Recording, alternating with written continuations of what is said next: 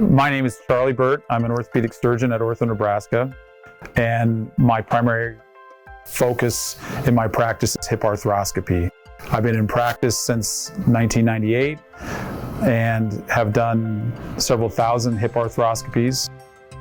Hip pain in younger people with non-arthritic conditions is a fairly unique thing that a lot of orthopedists don't deal with. And so it has a unique set of symptoms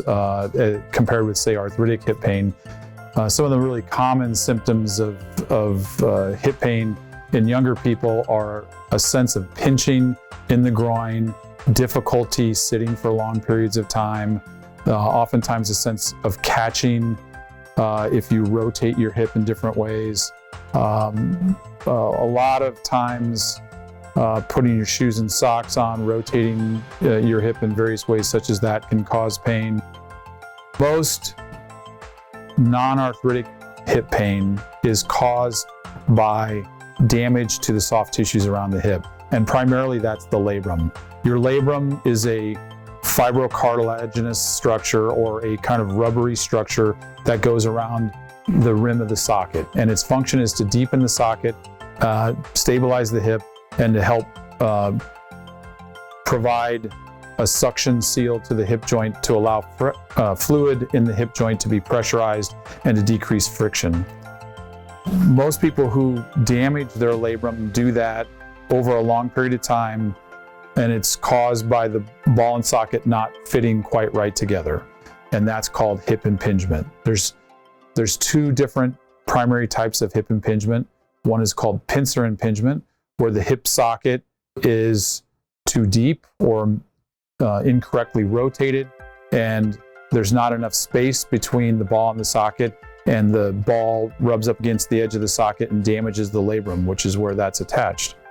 The other primary type of impingement is called cam impingement, and that's where the ball and socket, the lower part is not perfectly spherical, and as it flexes up into the hip socket, it puts abnormal pressure on the edge of the socket and the labrum and can cause damage to the labrum and sometimes the cartilage that coats the socket as well. A lot of the people we take care of actually have what's called combined impingement, where both the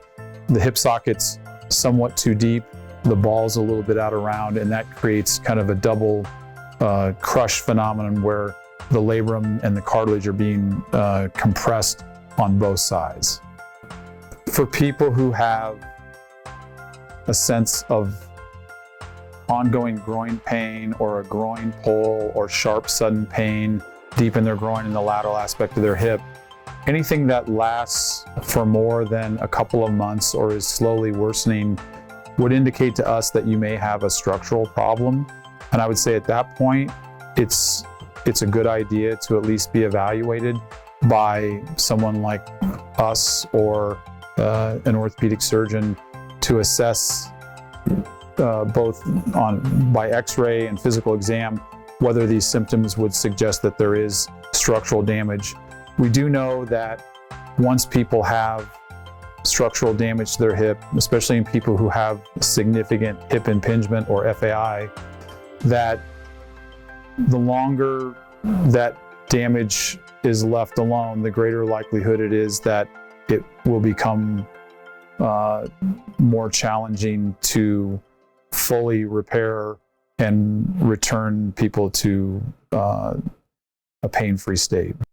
Although physical therapy and other conservative modalities can help some people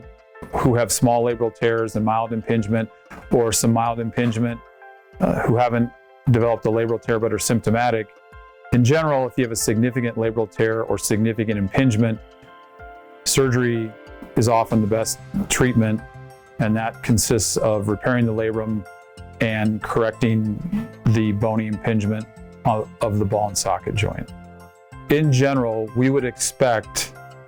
somewhere between 85 to 90% of patients who have this surgery to have a successful outcome, and that would be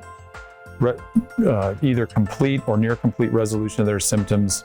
and no further need for surgery. Some of the people we take care of for this problem have more chronic, ongoing daily pain that affects just their everyday activities. But a significant portion of the people we take care of are having pain more with athletic activities. Our goal for all these people is the same, to eliminate their pain, but especially for the athletes or those who are, whether it be recreational or competitive, is to be able to get them back pain-free doing the sports they enjoy.